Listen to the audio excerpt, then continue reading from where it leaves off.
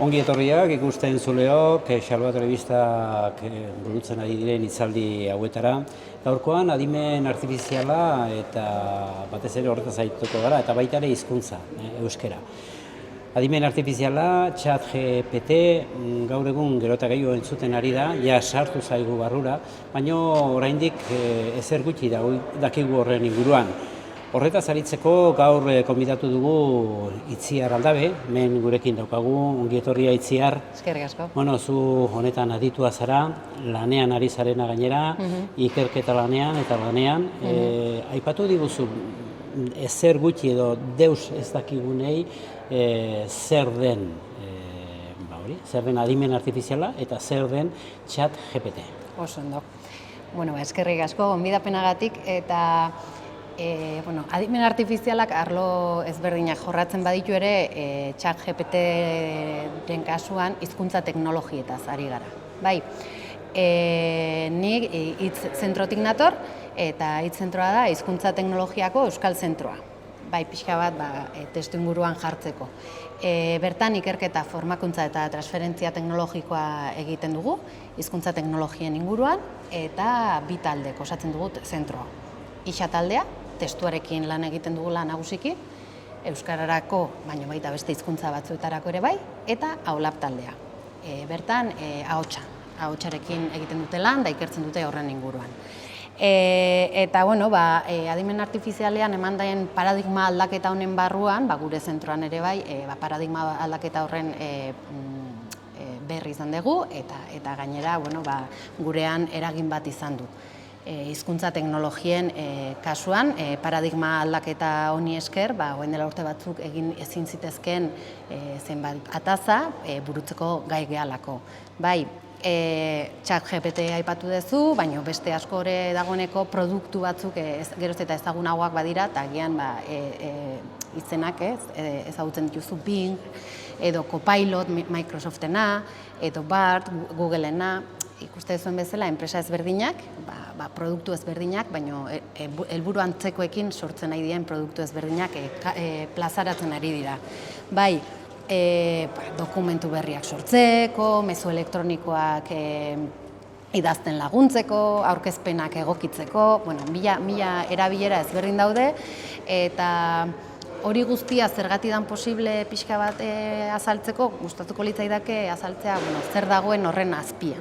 Bai, GPT moduko hizkuntza eredu bat eraiki ahal izateko, behar ditugu hiru gauza nagusiki. Alde batetik ikerlari adituak, hau jende askoren esfortzuaren bitartez lortutako zerbait izan da, superkonputazioa, GPU-ak konputo ahalmen handia behar da, horrelako sare neuronalak martxan jarri ahal izateko eta konputazioa bideratzeko, eta baita datuak. Bai, datu multzo handietaz ari gara hitz egiten, hizkuntzaren ingurukoak modu oso sofistikatuan edo errepresentatu ahal izateko, eta horri esker ataza oso harrigarriak burutu ahal izateko modu automatiko batean. Bai, orduan, funtsean bi gauza behar ditugu. Adituak eta superkonputazioaz gain, eta noski datu ez gain. Alde batetik, lehenengo behar dugu oinarrizko hizkuntza eredu bat deitzen dana, non hemen ideia da, hitz segida bat eman da, eredu honek esaten dizu, sortzen du barkatu zein dan hurrengo hitza. Bai, orduan zuk esaten badiozu gaur hotz egiten, sistemak, segurazki esango dizu, du. Bai, baina hau sortzen dabil. Bai, nola? Sare neuronal honetan duen informazioari esker. Bai, testu masa erraldoiak irakurri ditu, eta modu komplikatu edo komplexu xamar batean edo sofistikatu xamar batean sare neuronal hauen bitartez errepresentatzen ditu eta horrela modu eraginkor batean eta natural batean testu berria sortzeko gai da. Bai, hau pixka bat gehiago azalduko dizut, segundu baten, baina hemen ideia da lehenengo hizkuntza eredua daukezula testua sortzen duena, eta gero chat moduko hori lortu ahal izateko, beste sare neuronal bat trebatu behar dezula instrukzioetan eta gurekin modu natural batean elkarrekintza bat eduki ahal izateko. Bai, orduan nabazu, horrela pixka bat labur edo, baina pixka zehatzago hitz egin da zer esan nahi dut hurrengo hitza asmatze horrekin. Sistema hauek hurrengo hitza edo guk hurrengo hitz bat asmatu ahal izateko, hizkuntzaren jakintza bat badugu, bai? Eta orduan horri esker, hurrengo hitza zein dan adierazten edo predizitzen badakigu, ez? Zer gehiago behar dugu munduari buruzko ezagutza. Nik badakit gaur hotza egiten badu edo gaur laino bat ikusten badet euria egiteko aukera gehiago daudela. Eta baita zen ona. Hizkuntza ereduek hau guztia nolabait kodifikatzen ikasi behar dute ahalik eta modu sofistikatuenean, gero ahalik eta modu naturalenean testua sortzeko. Nola egiten du hori? Testua irakurriz. Aurrekoan lankide batek datu bat ematen zian horrela pixka bat ulertzeko, zenbat testu irakurri don, da zergatik dabilen hain ondo, pentsatzen badezu pertsona batek urtean 12 liburu irakurtzen ditula. 25 urte dauzkenetik 85 urtera arte irakurtzen badu horrela, urtean 12 bat liburu, 70 milioi hitz irakurriko dituela esan dezakegu. Bataz bestekoa da, baina ideia bat egiteko. GPT-3-k 500.000 milioi hitz irakurri ditu. Eta horietatik abiatutaz, errepresentazio bat sortzen duen, non hizkuntzaren ezaugarriak kodetzen dituen. Gainera, gehiena interneteko testua da. Eta 10% edo dator liburuetatik informazioa edo Wikipediatik. Zergatik esate dizut GPT-3-ren datuak, hortik aurrera OpenAIk ez zuelako gehiago publiko egin beraien ereduen ezaugarriak. Orduan, ChatGPT edo Bingek duen GPT eredua laugarren bertsioan dago. Orduan, pentsatzen dugu, datu gehiago izango dituela, baina ezin dizut esan ez dalako publiko. Baina, ideia bat egiteko, GPT-3 ja 500.000 milioi hitz irakurri ditu. Eta estruktura emateko, hitza horiek erabiltzeko, batez ere irakurriz, irakurri duenarekin egiten du, edo badago beste sistema bat, nola baitere berak erabiltzen duena. Hizkuntza eredua sortzen da testutik, eta azkenen oinarrizko ereduaren helburue hurrengo hitza asmatzea danez, funtzio bitartez egiten dago. Ezuk ematen diozu segida bat funtzioni, eta funtzionek esaten dizu zein dan hurrengo hitz zuzena. Gertatu zen, transformer arkitektura deituriko sare neuronal bat argitaratu zala, orain dela urte batzuk, eta horri esker, hiztegi nahiko handi baten hitzen arteko errepresentazioa kodetzeko gai garela, sare neuronal sakon hauei esker bitartez. GPT-3k 175.000 milioi parametro erabiltzen ditu, hau guztia errepresentatzeko. Hitzak eta hitzen arteko, testuinguren arteko elkarrekintzak eta esango edo korrelazioak eta horrelako loturak hori da. Dena den, hizkuntza guztietan berdin garatua dago hori? Ez. ChatGPT nagusiki jaso duen testua ingelesez da. Uste esaten da, 80 bat hizkuntza dituela, testuak hizkuntza horietan jaso dituela, baina gehiena ingelesez da, eta horregatik dabil, hain ondo ingelesez. Gazteleraz ere nahiko txukun egiten du, baina euskerara ekartzen badugu adibidez, testu masa oso txiki baten gainean entrenatua izan da, eta orduan ez sortzen do euskera, baina ez sortzen euskera jator bat, ez sortzen euskera gramatikalki, euskera zuzen bat. Orduan, oraindik ez dago eskatzerik euskalkietan egiteko. Ez euskalkietan, ez euskera jatorrean. Baina horretarako gaude, hemen igual euskal komunitatea horren inguruan ikertzen. Ze hemen azkenen bi bide daude, zuk utzi dezakezu enpresari bere bidea jarraitzen eta jarraituko du, eta baliteke euskeraz ere hobeto egitea horrelako sistema batzuk, hemendik eta denbora batea, baina produktu bat izaten jarraituko dute, eta bere funtzioa egingo du, ze gizarteratu dan zerbait da, ez?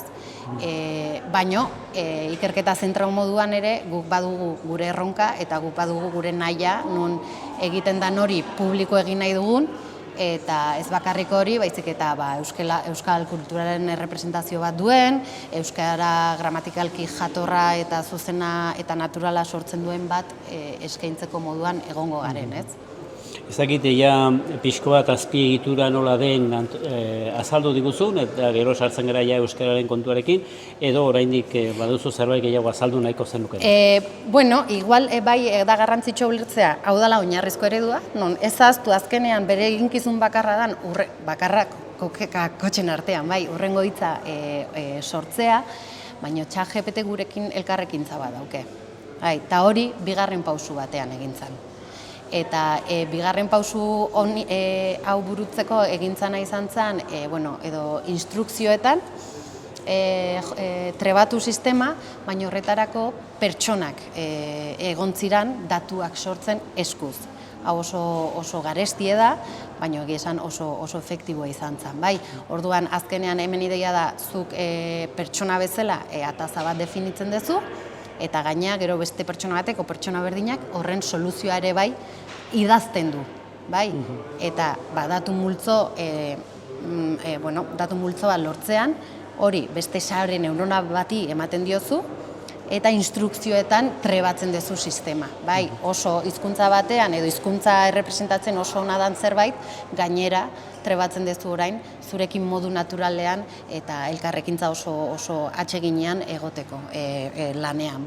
Gainera ataza ezberdinetarako eta abar. Orduan da, edo instrukziotan ematen diozu trebakuntza hori, edo egin zan beste gauza bat, baita kurioso xamarra eta garesti xamarra aldi berean ere, baina oso eraginkorra, izan zan, sistema honek ematen duen irteera pertsonei ematea. Eta pertsonak erabakitzea hori ondo dagoen edo ez. Gure gogoen arabera elkarrekintza hori baita modu naturalago batean sortu ahal izateko. Errefurtzu bidezko ikasketa deitzen den honen bitartez, zuk sistemak sortzen duen hori, ematen diozu pertsona bati, esaten dizu bai edo ez, eta hau, sortu duzun bai edo ez hori, ematen diozu berriz sistemari. Eta sistema berrelikatu egiten duzu, eta fintzen dijo. Beraz, hauek denak dire, errandu bezala ChatGPT, baita ere telefono mugikorretan asistente deitzen den horiek, horiek denak honetan oinarritzen dira, ez da? Ideia igual mobiletan duguna oraindik zerbait domeinu itxikoa danez, zerbait predefinituagoa da eta errazagoa kudeatzen. ChatGPT modukoak hainbat eta hainbat atazetan trebatuak izan direnez, hainbat eta hainbat atazetan laguntzeko moduan daude. Asistente bat mugatugoa da bere erabilera. ChatGPT askoz ere erabilera zabalagoa daukela esan liteke. Orduan hor, hiztegi baten moduan edo liburu bat izaten alden moduan, guk ikasi beharko dugu nola erabili ChatGPT. Ze aholku? Konsiente izan behar gerala zer dan sortzen duen hori, ze sortzen ari da. Ez da dijolan norabaitea kopiatzen dola horkoa eta zuri ematen dizula informazio hori. Ez. Dabil ikusten berak jasotako informazio guztian oinarrituta zer dan urrengo probableena. Orduan zertatzen da, beti sortzeko joera badaukenez, ez dakien kasuetan ere sortzen duela. Eta baliteke sortzen duen hori informazio ez egokia izatea. Eta hori jakin behar dugu, modu kritiko batean erabiltzen jakin behar dugu. Ezin dugu pentsatu ChatGPT esaten duen guztia egia danik, ze ez da. Akatsak egiten ditu oraindik. Eta horretan trebatu behar gara. Aurrekoan entzuten nun justo beste hitzaldi bat, eta uste adibidea ulertzeko zer dan horrelako tresna bat erabilgarria izan daikela, zu bilatzaile bat, Google bilatzaile jotzen dezunen, zu bilaketa bat egiten dezunen, hainbat eta hainbat erantzun ematen dizkizu, eta zure ardura da ikustea zein dan benetako erantzuna. Bai, baino gaina modu bisual batean ematen dizu erantzun bat edo baino gehiago. ChatGPTek ez, ChatGPT bakarra ematen dizu. Baino horrek ez du esan nahi horko hori danik egia. Eta hortan agian trebatu beharko genuke gure burua, bai. Beraz, tresna erabilgarria, erabiltzen alduguna, bai. Baino oraindik modu kritiko batean ikasi behar duguna erabiltzen. Bai, nik uste dut baietz, eta agian lan neketsu horietan oso lagungarria izan daitekena, lehena esan dudan bezala, dokumentu bat edo e-mail bat zerotik hasi beharrean, badakigu egitura batzuk daudela, eta horrelako tresna batek asko lagundu diezaguke gu, horrelako erredakzio bati aurre egiten zerotik hasi beharrean. Baina, bueno, gero detaileak edo bai, hor esaten dan hori gure esku egon beharko luke edo behintzat ikusi benetan hor dagoena horrela dala. Eman dezagun eta zailduko dizut pixko bat. Bai. Liburu bat irakurri dut, eta, liburu bat irakurri behar dut, eta horren laburpena egin behar. Eman dezagun, ez dutela irakurtzen eta laburpena eskatzen diotela ChatGPT-ari. Bat, 10, zenbat aukera ematen dizkit? Zuk eskatu dizkiozunak. Laburpenak. Zuk eskatu diezaiokezu laburpen bakarra egiteko edo bat baino gehiago.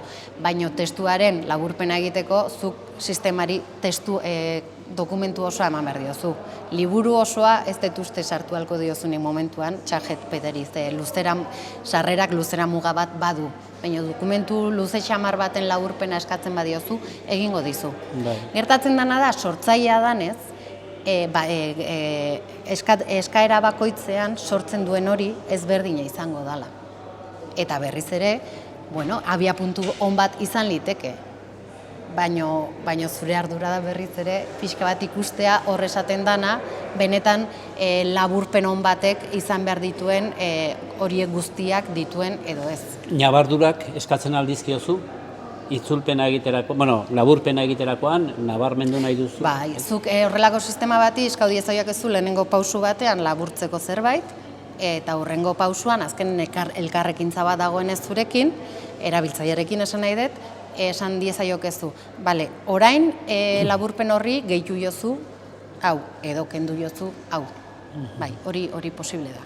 Eta txukun egiten du, Pixko bat ikusi dugu nondik nora dijoan, orain guazen gurera, euskerara. Euskerak ere mundu honetan sartu behar du, nola sartzen ari gara? Ze indarraken gaude?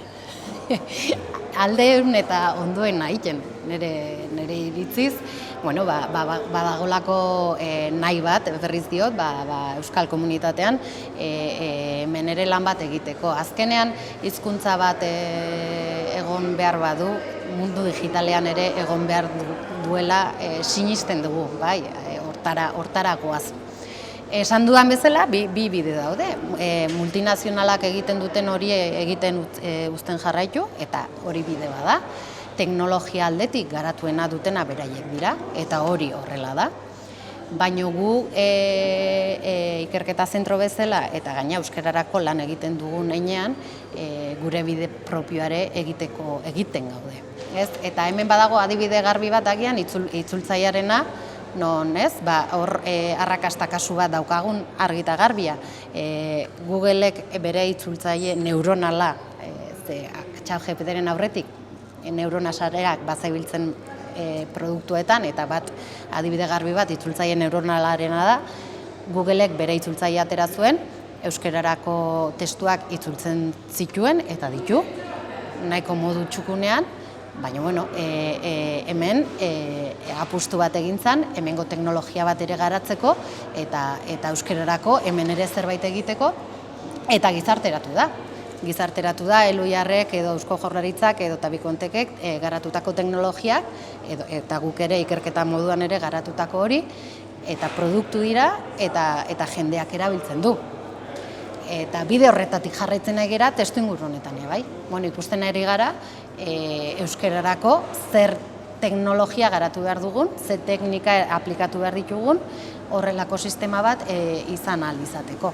Bai, izan ere, euskararako inoiz ez ditugu izango, ingeleserako ditugun baliabideak. Ezinezkoa da, ez gea hainbeste hiztun, eta argi dago ez gehala inoiz hainbeste baliabide izatera iritsiko. Beraz, guri dagokigu ere, horretan ikertzea eta ikustea zein dan bidea, baliabide urriko hizkuntzen kasuan, horrelako teknologia garatu ahal izateko. Eta eran daiteke, modu txukunean eta aurrera goazela, ez da? Bai, eta apustu ere modu librean egitea. Azkenean, gu ikerketa zentro bat gara, eta egiten dugun hori publikoarentzat libre uzteko helburuarekin egiten dugu. Hau da, sortzen ditugun ereduak, bai oinarrizko ereduak, baita ere elkarrekintza burutzeko eredu horiek publiko izango dira, gero dagokion transferentzia teknologikoaren bitartez edo dagokion erakundeak erabili ahal izateko, bere domeinura ekartzeko edo dena delakorako. Hoi beti ere hizkuntzari dagokionez. Beste arloetan badago garapenik, badakizu badagoen garapenik hemen Euskal Herrian edo ez? Adimen artifizialaren inguruan, bai, seguro baietz.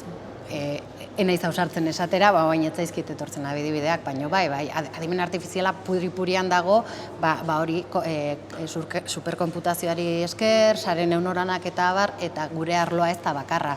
Robotikan badaude gauzak, ikusmenane badaude gauzak, bizion esaten dan hori ingelesez, baina egia esatean ebazu nik ez dauket kontrolik horren inguruan. Baina bai, ziur dagoela, bai. Pentsaera, uniformaziora eraman dezake horrelako tresna batek? Esaten da, bai. Patroi batzuk ikasten ditu horrelako eredu batek hizkuntza errepresentatzeko eta hizkuntza sortzeko azkenean. Eta bai, ikusten da, esaten da, adibidez, artikulu zientifikoak eta horrelakoak, patroi horrek edo egitura jakin batzuk jarraitzen dituen artikuluak izan ditezkelak horrelako sistemek sortutakoak, bai. Beraz, erakutsi beharko zaio ikertzen baita ere? Bueno, edo berriz ere guk gurera ekartzen tresna hori, alde batetik, erabilera horretan, hasiera bat izateko, baino ez horretan gelditzeko bakarrik. Tresna lagungarri bat izateko, zure eguneroko horretanako lanak bideratzeko. Momentu honetan, ze erronka dituzue hizkuntzari dagokionez eta GPS-i dagokionez? Taldean, hau burutu ahal izateko adituak behar ditugu, mundu mailan behar dira adituak, baina guk ere adituak behar ditugu, baditugu adituak, baina oraindik ere jende gehiago trebatu behar dugu, honetan ikertzen jarraitu ahal izateko.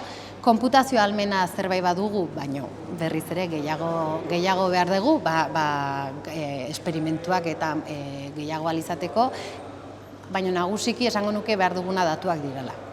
Gu baditugu euskaraz testuak, datu masa bat badugu, ahotsa ere badugu, baino gehiago badagoela, eta guain bai da momentua elkarrekintza eta elkarlan baten bitartez datu horiek jaso eta guk horiekin ereduak hobetzen joateko. Horrek eran nahi du, baita ere hitzak adibidez bakarrik tekstuan jasotzen dituela, edo doinuak eta guzti hau ere jasotzen du. Honekin diot, euskalkiak, guzti hau jasotzerik ere badu? Hori duten testuak jasotzen baditugu, sistema trebatu ahal izango dugu horretan, bestela ez. Doinua?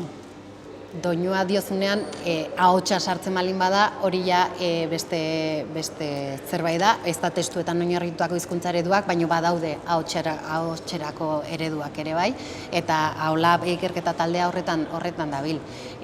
Ikertzen ari dira adibidez, pertsona baten grabazio bat izanik, pertsona hori beste hizkuntza batzuetan hitz egin arazteko. Ez pertsona noski, baizik eta makina, ez? Edota hizketa galtzen ari den pertsonaren grabazio bat jasotzeko gai balin bagara, ez? Momentu egokian, gero pertsona horrek ahotsa galtzen duen momentuan, berak ere komunikazio hori mantentzeko eta bere izaera hori mantentzeko nolabait, horretan ere aidea ikertzen. Orduan, badaude gauzak egitea bai. Eta erronkak zeintzu dira, momentu enten?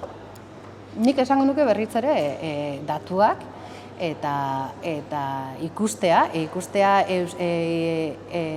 hizkuntza gutxituen kasuan zeintzuk die jorratu beharreko teknologiak eta teknikak hor egoteko. Ze badaude, ez, ikerketa batzuk, eta adibidez gu taldean egon gea proiektu europear batean pixka bat neurtzen zein dan hizkuntzen egoera mundu digitalean, bai? Ze azkenen leheno esan dizudan moduan, mundu digitalean behar dugu egon, jarraitu nahi badugu egoten, ez?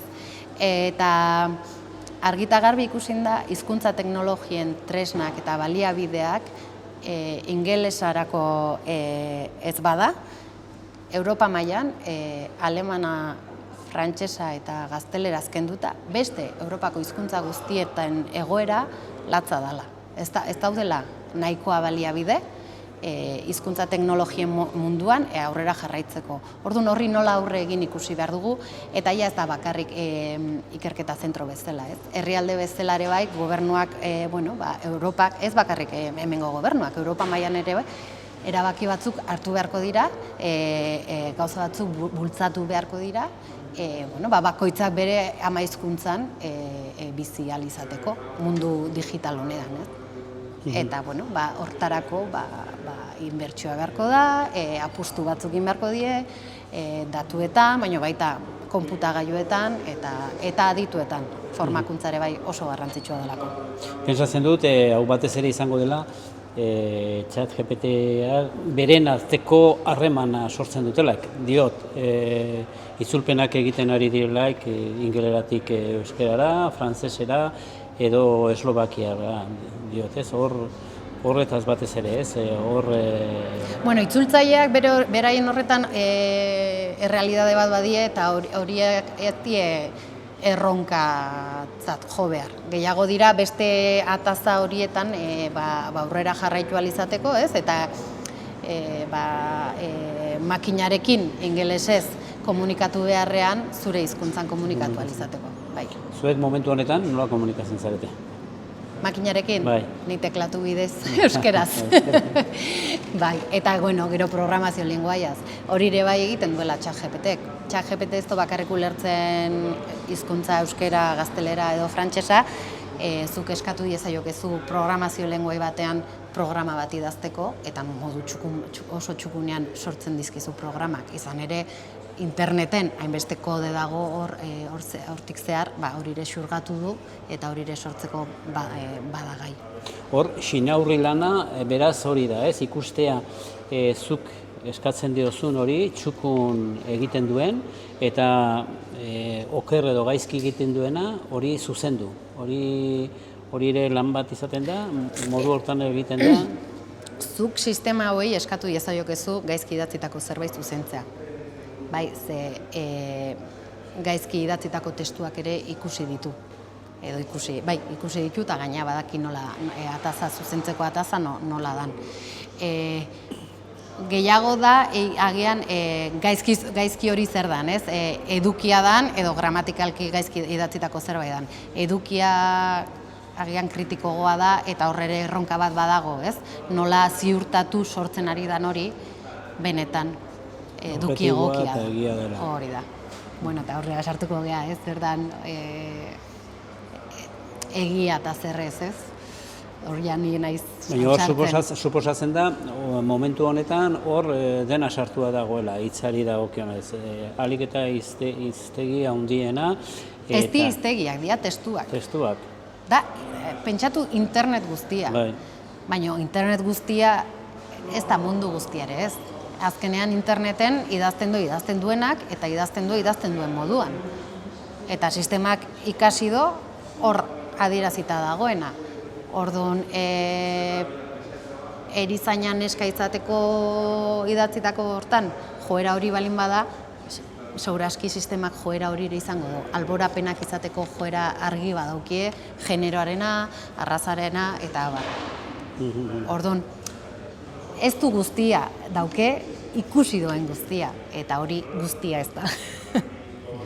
Hori hizkuntzari dagokionez eta beste arlotan ere pentsatzen dut gauza berdina izango dela, naiz, zu horretan ez... Bai, pentsatzen de bai, azkenen errepresentatzea alik eta modu sakonenean eta ez, xehenean jorratzen ari zaren arazori aurre egiteko hori ez, datuak pentsatzen dut, bai, baino enaiz ausartzen, esatera. Goazen arlo praktikora, ikusten zule dagoenari, eta oraindik ez duena ezagutzen, edo gutxi ezagutzen duena ChatGPT, zer errango zenioke, nola hasi beharko du? Bueno, eske atazak mila ez dira, noski ez, baina ataza askotarako balio do. Niri askotan gustatzen zait, hori, Officeen, Microsoftek Copilot honekin egin duen horiren adibideak oso argiak dira. Office, betiko Word horietan, nola txertatzen ari dian teknologia hau, zure egunerokotasun hortan laguntzeko, ez?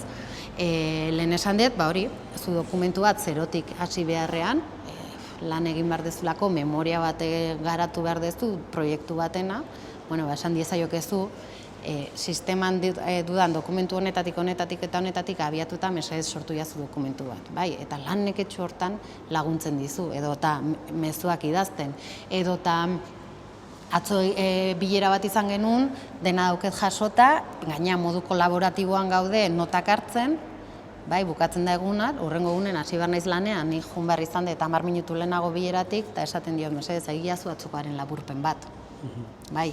Eta, horrelako lanak dira okurritzen zaizkitenak, baina, adibideak mila dira. Mesedez erran behar zaio, hori eskertzen du. Ez dut uste gehiagi behar dunek izan. Baina egia da, zuk modu agresibo batean idazten badioztu, beak agian modu agresibo batean erantzungo dizula. Bai, azkenean patroietan oinarritutako sistema, patroietan ez, baina patroi horiek nolabait bai dauzke, ez? Eta detektatzen ditu, zuk agintzen badiozu, beak ere... Erantzuten du. Bai, beti erantzuten du. ChatGPT momentuz uste beti erantzuten duela. Naiz eta haidien fintzen, eta esan dituden alborapen hauetan jota fuego dare lanean, eta ahalik eta politikoki egokiena dan hori sortzen saiatzen diran. Baina hala ere, oraindik badaude arazoak. Ezagutu egin beharko dugu eta erabili. Zerbait, gelditu zaigu, mahai gainean, itziar? Ez dakit, egia esan, nik uste hor dagoen zerbait dela, gizarteratu dela, eta hori horrela izanik ezin diogula hauko egin, ez? Hor dagoela eta erabiliko dugula, eta erabiltzen ari garela, orduan agian aipatzen genuena, ez? Jakin behar dugu pixka bat zer dan, eta nola erabili, azkenean guk egiten dugun horrek bai eragin bat baduelako. Batez ere ikastetxeetan, mundu zientifikoan, non somatzen ari zarete gehiena erabiltzen ari dela edo eskatzen dutela nola baitere, aurrerapenak edo hori. Ikaslek erabiltzen dute. Eta hori ez dakit ikerketa egiten dudanetik, baizik eta jendearekin hitz egiten duzu momentutik ikusten duzu, errepasatzeko, horrelako, ariketa errepikakorrak egiteko, batzutan gai bat landu nahi duzu, eta esaten diozu sistemari, sortu izkiazu galdera batzuk, horrela zure burua, testeatzen duzu pixka bat, ikusten duzu dakizun edo ez dakizun horri buruz, baina badakit mundu audiovisualean ere erabiltzen dela. Nik uste dut gizarteak dakiela gehiago nola erabili horrelako sistema bat batzuetan ikerketa egiten dugunok baino. Bai, zegu azkenean igual batzuetan gare detailean, eta ulertzen zertan zeidan gertatzen, baina pertsonok oso ezberdinak gea, oso anitzak, eta erabilera pila batera ematen nahi zaizkie agian etzienak aurre ikusten, eta ez dagoena gaizki, ez? Baina beti ere, pixka bat ulertuta, nik uste bai gizarteak ulertu behar duela zer dan, eta sortzen duen hori ez dela beti egia izan behar. Dena den, jakinduriari honek aurrera pauso izugarria emango dio. Zuk aipatzen zenio naiztion, persona batek urtean, 12 liburu, zenbat urte, beraz, konozimentu hori mugatua da, hori da. Honek ez du horrelako mugarik, askoz eta bilduma handiagoa du konozimentuari dagokionez. Horrei ez da bakarrik hiztegiari, baizik eta konozimentuan ere gauza bera, ez? Isladatzen aldugu, ez? Egiten aldugu lago Munduaren traslazioa. errepresentazioa oraindik ez daki ondoko detzen. Eta hortan, jendea badabil horretan ikertzen. Azkenen trebatu izan da hurrengo hitza esaten, eta gero trebatu izan da ataza batzuetan. Laburpenak egiteko, emailak idazteko, galderak erantzuteko, beste 1000 gauzetan. Baina horrek ez du esan nahi ulertzen dola 2,7 dalan da zergatik dan 14. Agian esango dizu, 2,7 dala, baina agian ez dakit zergatik. Hori, jakintza hori, eta gurean implizitu dugun jakintza hori guztia, oraindik ez dago ondo errepresentatuta, baina horretan badabil jendeare bai, noski baietz. Orduan, erran daiteke evoluzio bat suposatzen dela izango dela, zuk aipatzen zenuna 3, 4 eta etorriko dira 5. Eta etorriko dienetan, bai, noski baietz. Bai, eta lan mekanizatu batzuk, makinak agian gu baino beto egingo dituzte. Baina ez diogu ez da bildurrik izan behar horri. Guri laguntzen badigute. Zuk zure lanean, ikarlan honetan, zer da zailena? Ulatu ez galtzea. Izugarrizko abiadura handi jo dena, baina benetan. Gu hemen euskararako ari gara eta horretan ikertzen ari gara, baina batzutan hastentzea zerbaitetan, da guk ez, azkeneko hamarkadan bereziki, hainbeste diru eta hainbeste esfortu inbertitu da beste leku batzuetan honetan, hartu duen abiadurak honek dala batzutan ikaragarria, ez? Eta hor mantentzea erronkare bada.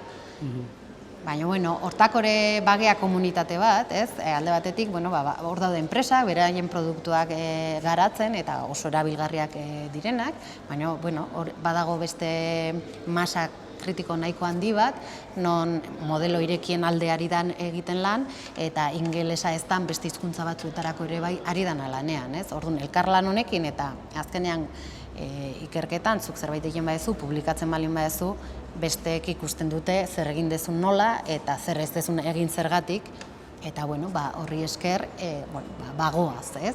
Eta badiru dire bai, enpresez gain ere badagoela hor masa kritiko bat, gauzak oso ondo egiten, eta eredu publiko bati begira, agian ere sorpresak egon daizkenak, ez? Eta hori da jende gehiagora iristeko ere beste bide bat izan daitekeena. Zientzian erraten da, froga eta erro, hemen ere gauza bera izaten da? Bai. Eta zenbat huts, egin behar izaten dire gauza ongi? Asko. Bai, baina hortarako ditugu, baina hori da jendearen gana iritsi aurretik, ez? Hortarako daukezu metodo zientifiko, hortarako dauzkezu esperimentuak eta probak egiten dituzu laborategian, bai. Eta alare egia da, beti ongo diela akatsak eta aurre ikusi ez dituzun zeinbait gauza. Zu gaztea zera, baina nik gazteagoak izango dira, belaunaldi berriak heldu direnak, sumatzen da belaunaldi aldaketa, sumatzen da egian, nik ez da gila gaztea beri nola deitzen zaien, horiek trebatuago heldu direla edo beste ikuspegi batekin, nahi dut ikertzaileen artean, Bai, egia esan jende gazte eta berri asko sartu berri da taldean, baditugulako justo martxan noain bi proiektu, justo euskararen inguruan ikertzen jarraitzeko eta beraientzat oso naturala da, sare neuronal, horrelako kontutaz hitzeien aritzea, eta oso jende ona dator, bai, espezializazioak hasi dira gehiago agertzen, adimen artifizialean dago gradu adibidez orain informatika fakultatean hemen Donostian, hortik natorrelanik, ez? Orduan betiko ingenieritza informatikoaz gain, gradu bat orain badago adimen artifizialean, hori behar bat dagoelako da, argi eta garbi, ez? Ta horretan ikasten duen jendeak beste formakuntza espezifikoa dauki ditzake agian, ez? Hortara lerrokatua eta oso jende ona dugu, bai, eta oso argia, eta bai. Eta 60 urtekin baduzuen horbait, hortan jota fuegoari dena? Bai, noski baiet. Eta... Esan agian ez da ongo programatzen. Hori diot. Baino agian eukiko du ideia bat, 23 urteko pertsona batek ez daukena, ez daukelako bizio hori. Bai, eta denetik behar da. Nire ustez duintzen. Bai. Ederki, ez dakit, galderarik balen badu munduak, pentsatzen dutan ezer gutxi entzun dutela, baino... Berez, hau zertarako sortu zen, ze gaur egun, nik behintzat nik ibiltzen duteneko eta nik ikusten ari nezeneko jendeak bere lanak egiten. Nik ikastenago eta jendeak bere lanak egiteko ibiltzen du eta sortzeko dokumentuak diozu, ez? Bai. Zuk ematen diozu nahi duzuna eta berak sortzen dizut lana. Nio berez zertarako sortu. Bueno, ataza ezberdinetarako eta azkenen oinarrizko hizkuntza eredua, hizkuntza errepresentatu eta hurrengo hitz segida sortuak dira. Bai, gertatzen dena da, gero horiek doitzen dituzula beste ataza batzuetan eta horri esker horrelako atazetan dokumentuak sortzen oso trebeak bihurtu dira. Bai, baino doituak izan dira instrukzio ezberdinak jarraitu alizateko. Eske pila badie, galderak erantzuteko, mezuak idazteko berriz diot, laburpenak egiteko, sentimenduak, ez? Testu bat emanda esateko hau positiboa edo negatiboa dan, hizkuntzarekin lotuta dutuen atazetan doituak izan dira, bai, baldin eta ataza horiek errepresentatzeko datuak baldin baditugu, bai, gertatzen da, azkenean instruitua izan dela, kasu horretan, dokumentuak modu egituratu batean sortzeko, eta horregatik lagungarria zaizue, bai, baina zuk esan behar diozu sistemari hau egin nahi dut horrela, edo ontarako, bestela agian ez dizkizu egingo hainondu, bai. Baina gakoa da trebatzea ataza horietan. Eta gero, gaur egungo sistema hauek, zurekin geroz eta gehiago ibili, geroz eta hobeto egingo ditu gauza horiek, ze jasotzen juten da baita informazio hori. Bai, eta gainazuk esaten badiozu batzutan esan diezaiokezu, hau ondo, hau gaizki, ez dakit ikusi duzun, informazio hori ere eskaintzen badiozu, orain direk gehiago trebatuko da sistema. Eta hori nola esaten zaio, hor berean idazten ari zaio? Interfazeak eskaintzen dizu. Bai. Azkenean, zure hori erabiltzen du bere mesederako. Produktu badalako berriz ere, ez da doainik bizitzantan gauza gutxi daude. Bai, gero haidie, beraien eredua egiten, eta bertsio bego bat nahi badezu, ordaindu beharra aukezu. Baina ordaindu gabeko hori ere bai oso modu txukunean egiten du lan. Bai. Ez dakit argitu dizudan.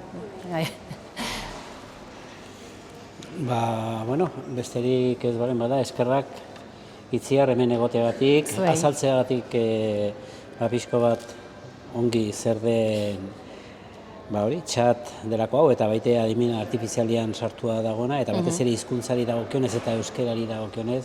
Mila esker, eta... Zuei, gonbidapenagatik. Eta beste bat arte. Eskerri asko.